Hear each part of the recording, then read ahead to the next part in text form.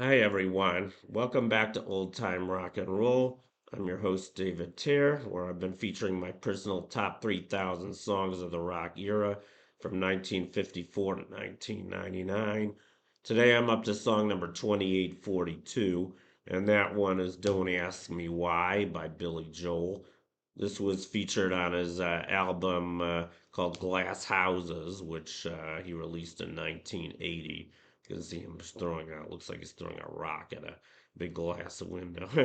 I think this was kind of his period where he was starting to transition away from his kind of anti-social, music about just how much he didn't like New York, the high society in New York. He had a couple albums before this one. What were they? The Stranger and 52nd Street.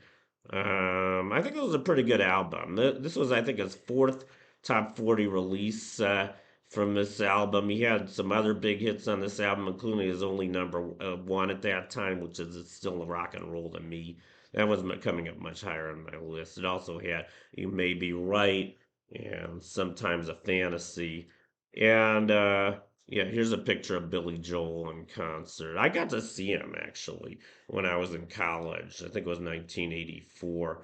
I went on a date, with a woman from my co-op, and it was so crowded. I was lucky to get tickets, but we could only see the back of his head, unfortunately. He still sounded great, and I think he played this song, and it's a good song. I mean, the melody's really good. It's got a good kind of Spanish style melody, and of course he plays the piano on it like he does on all of his songs. But I heard that I just learned this today. The recording that was released on Glass Houses and as a single, he actually overdubbed the sounds of 15 pianos for that record. Pretty interesting. Maybe that's why it sounds so good.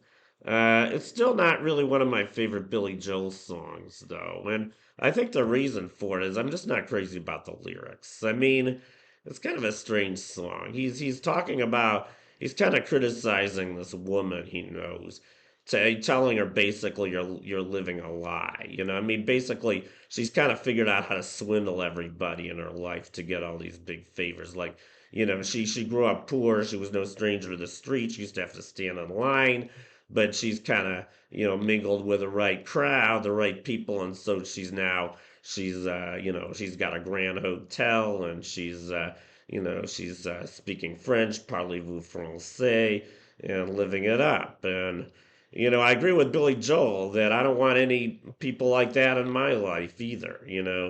But I mean that's just another example of how he was still kind of in his critical phase. But anyway, that's my profile on "Don't Ask Me Why" by Billy Joel. I hope you enjoyed it. You guys rock. Thank you for watching, and I'll see you guys next time. Bye.